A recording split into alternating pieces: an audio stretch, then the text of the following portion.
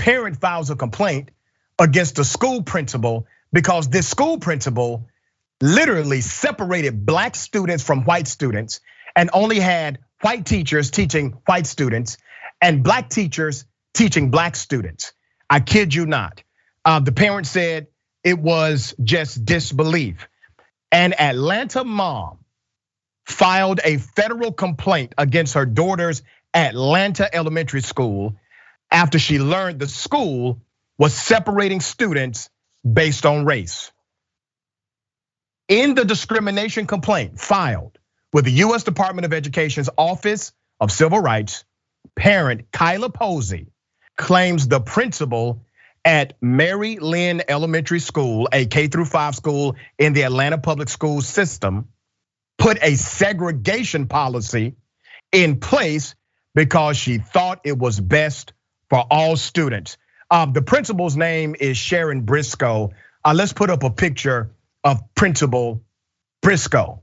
That's the principal at the center of this allegation. It gets deeper. She, Posey, that's the parent, contacted Briscoe, the principal, to request that her daughter be placed in a specific classroom with a certain teacher.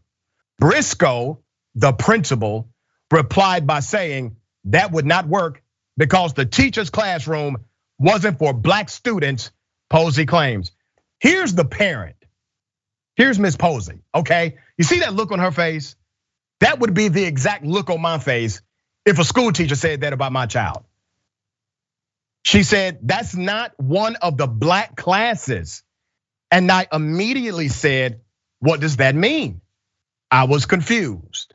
I asked for more clarification. I was like, we have those in the school?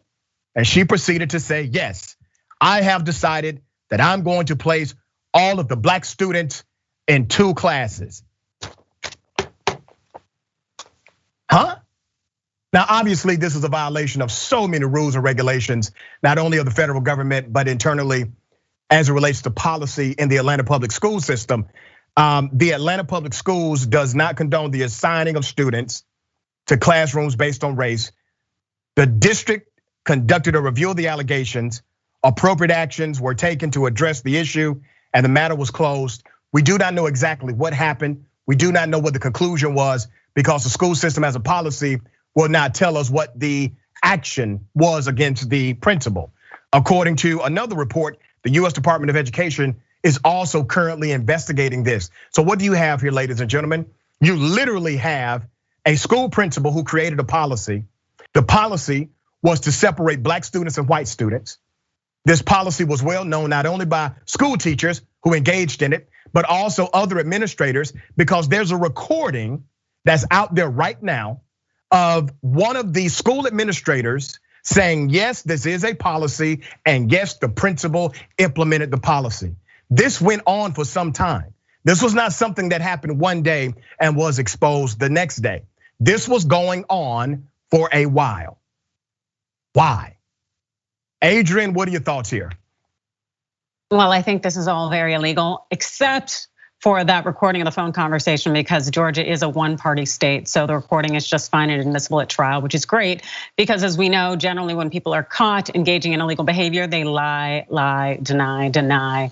And in this case, that does not seem to be an option here. But I can tell you, Brown v. Board of Education, the US Supreme Court decision that came down saying that you cannot have separate but equal, there is no segregation, we have to have integration. That was 1954. Several decisions came after that trying to get people to actually do it, yet people did not do it, and it tore up our educational system for decades, and we have yet to come back as a nation.